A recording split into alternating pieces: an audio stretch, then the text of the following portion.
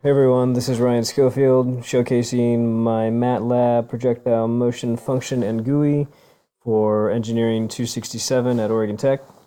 So here we go, I've got my projectile function here. We're going to go ahead and enter some initial values for x, y. Here's our velocity and our angle. See what we get here.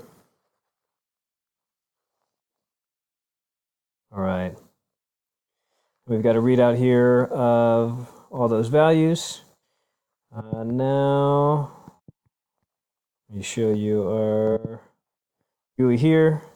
So same deal, we've got our initial x value, y,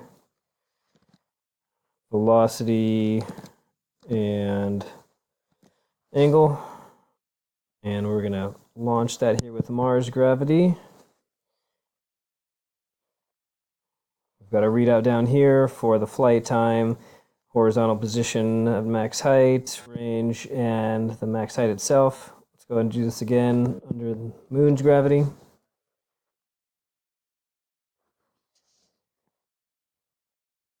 And let's try it, why not, under Earth gravity. And then we can change these parameters more if we want, keep adding extra plots, and run it again.